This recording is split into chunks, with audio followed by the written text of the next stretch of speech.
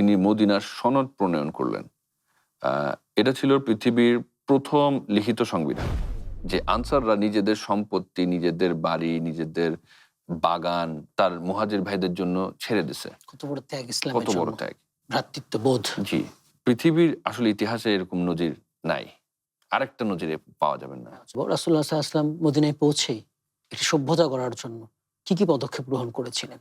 মদিনায় পৌঁছে রাসূলুল্লাহ সাল্লাল্লাহু আলাইহি ওয়াসাল্লাম শুধু ধর্ম প্রচারে সীমাবদ্ধ ছিলেন না, তিনি একটা রাষ্ট্র সভ্যতা গড়ে তুলতে চাইছেন। তিনি জানতেন যে একটা জাতি গঠনের জন্য একটা শক্ত ভিত্তি দরকার।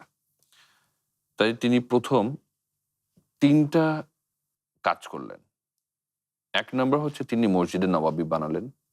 এটা কেবল সলাহ আদায়ের একটা জায়গা ছিল না, এটা ছিল রাষ্ট্র আ পরিচালনার একটা কেন্দ্র।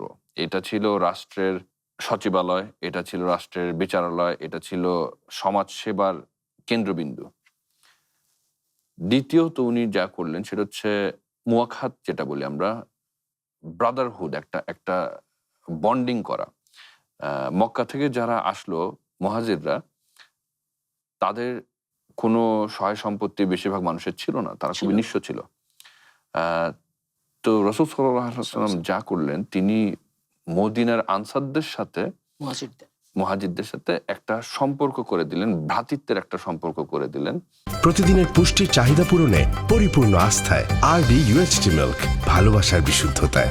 যে আনসাররা নিজেদের সম্পত্তি, নিজেদের বাড়ি, নিজেদের বাগান এর অর্ধেক তার মুহাজির ভাইদের জন্য ছেড়ে দিছে। কত বড় ত্যাগ ইসলামের কত জন্য, বড় ত্যাগ!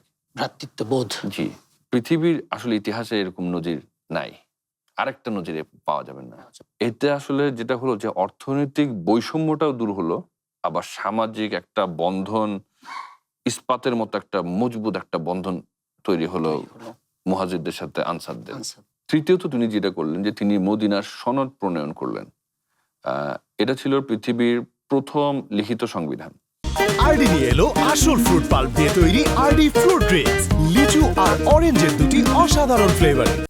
এতে মদিনার ইহুদি মূর্তি পূজক, সূর্য পূজক, মুসলিম সবার অধিকার যেন নিশ্চিত করা যায়, সেই ব্যাপারটা উল্লেখ করা ছিল।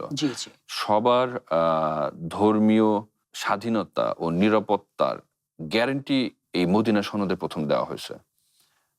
রাসূলুল্লাহ সাল্লাল্লাহু আলাইহি ওয়াসাল্লাম আমাদেরকে দেখালেন যে আসলে